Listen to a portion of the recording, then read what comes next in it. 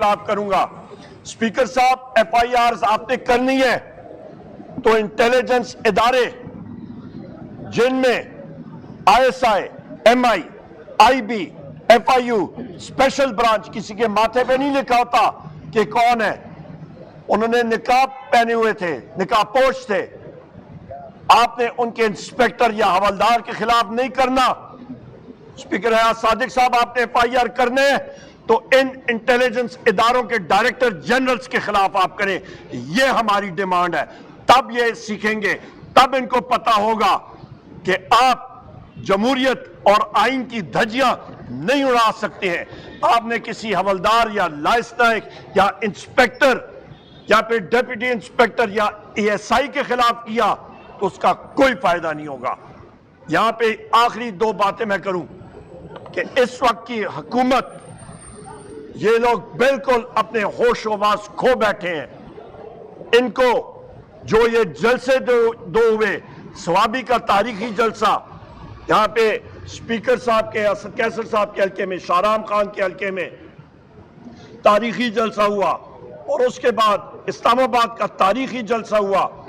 انہوں نے ہمارے رستے بلاک کیے، لاکھوں لوگ آئے، رستے بلاک کرنے کے باوجود ان کو معلوم ہے کہ طوطی بولتا ہے تو صرف وزیر اعظم عمران خان کا اور لوگوں کے، پاکستان کے لوگوں کی دلوں کی آواز ہے تو وہ ہے وزیر اعظم عمران خان۔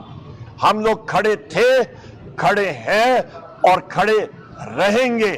ہماری ایک ہی ڈیمانڈ، بل فور الیکشن کرائیں۔ ملک میں مہنگائی ہے، ملک میں اس وقت افراتفری ہے، صرف ایک شخص وہ اس چیز کو ٹھیک کر سکتا ہے، اس کا نام وزیر اعظم عمران خان ہے، اور ہم لوگ اپنے وزیر اعلیٰ کے پی جناب علی امین خان کے ساتھ شانہ بشانہ کھڑے ہیں۔ بہت شکریہ۔ ایک سیکنڈ بعد بسم اللہ الرحمن الرحیم۔ عمر عروب صاحب نے پوری ڈیٹیل سے اپنی بات رکھی ہے، میں صرف 2 منٹ میں اپنی بات جو ہے کنکلوڈ کروں گا۔ سب سے پہلے تو یہ ہے کہ اس وقت ملک میں کوئی آئینی حکومت نہیں ہے، یہ حکومت جعلی مینڈیٹ پہ اور ایک جعلی اسمبلی میں ہے، اور آپ نے دیکھ لیا کہ اس اسمبلی کی عزت کتنی رہی کہ پاکستان تو چھوڑو، پوری دنیا کی تاریخ میں اس قسم کا مثال آپ کو نہیں ملے گا کہ کوئی اسمبلی کی پریمیسز میں اندر اس کے پارلیمنٹیرین کو گرفتار کرے، یعنی یہ کوئی تاریخ نہیں۔ وہ ادارہ جو سپریم کہلاتا ہے، جو تمام قوانین کا خالق ادارہ ہے، اس ادارے کی پوزیشن انہوں نے یہ رکھی، تو اس کا مطلب کیا ہے؟ اس کا مطلب یہ ہے کہ ملک میں کوئی قانون نہیں، کوئی آئین نہیں، اور اس اسمبلی کی کوئی حیثیت نہیں ہے۔ نمبر 1 میں یہ بات کیٹیگریکلی کہنا چاہتا ہوں اسپیکر صاحب، جو آپ نے اقدامات کی بہت توڑے ہیں، یہ اس سے ہم مطمئن نہیں ہونے۔ ہم نے خود دیکھنا ہے کہ جس طرح عمر عروب صاحب نے کہا کہ آپ ایف آئی آر کس کے خلاف کاٹتے ہیں اور کتنا جرت دکھاتے ہیں۔ دوسری بات، میں اس میں جو جلسہ ہوا، یعنی قانون بن گیا پٹاپٹ، اور اچھا 7 بجے آپ لوگوں نے جلسہ ختم کرنا ہے۔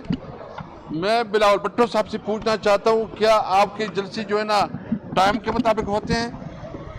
کیا وہاں جو لب و لہجہ استعمال ہوتا ہے یا دیگر جو پولیٹیکل پارٹیز کی لب و لہجہ استعمال ہوتا ہے وہ کوئی گرفت ہوتا ہے؟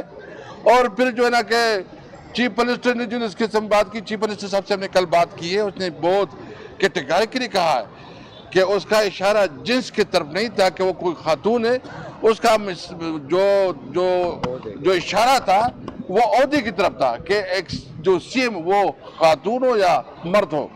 تو اس نے کہا کہ چونکہ یہ جس طرح ظلم کر رہے ہیں، جس طرح یہ ہمارے خلاف کریک ڈاؤن کر رہے ہیں، جس طرح یہ ہمارے خلاف جو ہے نا اقدامات کر رہے ہیں، تو میں نے بتایا کہ ہم جب آئیں گے تو پھر آئیں گے۔ نمبر 2، ویسے میں پوچھنا چاہتا ہوں، میں آپ پوری قوم سے مطالبہ کرتا ہوں، یہ قانون سازی کرنا چاہتے ہیں۔ قانون سازی کس بنیاد پہ؟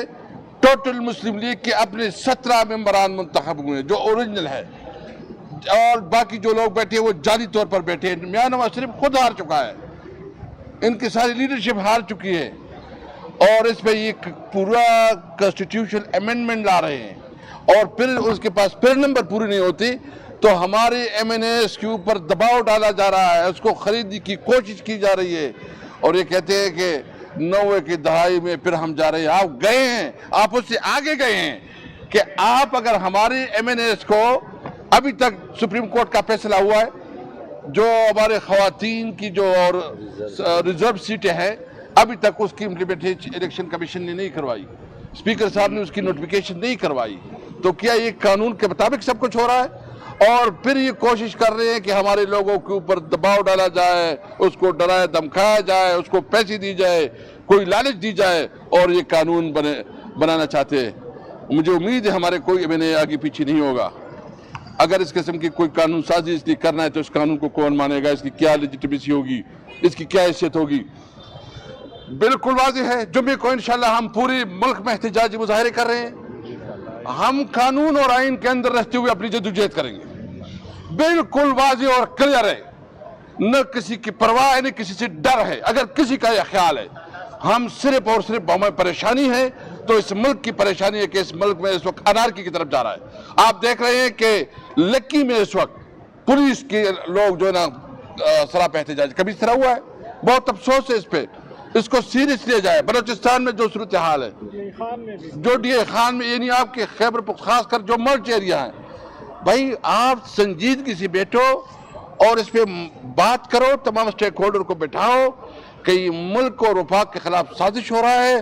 ہم کسی صورت میں اس ملک کو انارکی کی طرف نہیں لے کے جانا چاہتے، ہم اس ملک میں جو قانون اور آئین کی حکمرانی چاہتے ہیں۔ ہم مطالبہ کرتے ہیں، نمبر 1 مطالبہ ہمارے یہ کہ جتنے غیر قانونی ڈیٹین ہماری لیڈرشپ عمران خان اور جو باقی قیدی ہے اور جو ابھی گرفتار، سب کو رہا کیا جائے اور کیسے ختم کی جائے۔ جو اس وقت بلوچستان کی ایشوز ہے اور لا اور آرڈر کی صورتحال ہے، اس پہ ایک سیریس بیٹھک کی جائے اور اس میں تمام اسٹیک ہولڈر کو انوالو کیا جائے۔ اور تیسرے یہ جو مریوب صاحب نے کہا، ابھی راستہ اور کوئی نہیں ہے، ہمیں جو ہے نا فری اینڈ فیئر الیکشن کی طرف جانا ہوگا تاکہ یہ ملک آگے بڑھ سکے۔ ملک کی اکانومی بھی بیٹھ گئی ہے اور ملک میں امن و امان کی صورتحال بھی بہت وزیر اعلیٰ خیبر پختونخوا کے حوالے سے بتا دیجیے گا، 2 دن ہو گئے ہیں وہ آ چکے ہیں لیکن پھر بھی سامنے نہیں آئے۔ آپ نے کل ان سے ملاقات کی، کہاں پر تھے وہ، کیوں رابطہ نہیں ہو سکا تھا، کیوں ابھی تک؟ بڑا اچھا سوال ہے۔ سب سے پہلی بات یہ کہ میں فیصل امین خان صاحب کے ساتھ رابطے میں تھا اور ہمارا کام ہوتا ہے، ہم لوگ اپنے ساتھیوں کے ساتھ رابطے میں ہر وقت رہتے ہیں۔ علی امین خان صاحب کو میں ٹرائی کر رہا تھا، وہ اس وقت نہیں مل رہے تھے، رات گئے، پھر ان کے ساتھ رابطہ ہوا۔ ان کا رابطہ وہ اسلام آباد میں ہی تھے، اور کیونکہ وہ وزیر اعلیٰ ہیں خیبر پختونخوا کے 4.5 کروڑ لوگوں کی وہ نمائندگی کرتے ہیں، اور ان کے مختلف ادارے کے لوگوں کے ساتھ اور حکومت کے لوگوں کے ساتھ میٹنگز آفیشل کیپیسٹی میں ہو رہی تھی۔ جہاں پہ جس مقام پہ تھے وہاں پہ جیمرز لگے ہوئے تھے، اس لیے ان کے ساتھ رابطہ نہیں ہوا۔ Next question. یہ بتائیے گا، سر نے بات کی کہ پختونخوا اور بلوچستان میں حالات خراب ہے، لا اینڈ آرڈر سچویشن ہے۔ پختونخوا میں سر آپ کی حکومت ہے، تو آپ کی حکومت اس حوالے سے کیا کر رہی ہے؟ 28ویں ترمیم کے بعد ہونے کے بعد چاہ رہے کہ وہ چیزیں کنٹرول کریں، تو آپ لوگ اس حوالے سے کیا کر رہے ہیں؟ دیکھیں، ایک تو مروب صاحب بھی جواب دیں گے، لیکن ایک تو یہ ہے کہ یہ جو سچویشن ہے یہ صوبائی حکومت کی ڈومین میں نہیں آتی۔ سرحدات جو ہے نا وہ پاک کے پاس ہوتے ہیں، اور یہ سب کچھ جو ہے یہ فارن پالیسی یا جو آپ کا ڈیفنس منسٹری ہے اس کے تحت آتے ہیں۔ اس لیے خیبر پختونخوا اس کے متاثرین میں سے ہے، لیکن اس کے فیصلہ ساز میں سے نہیں ہے۔ یہاں پہ ایک منٹ، یہاں پہ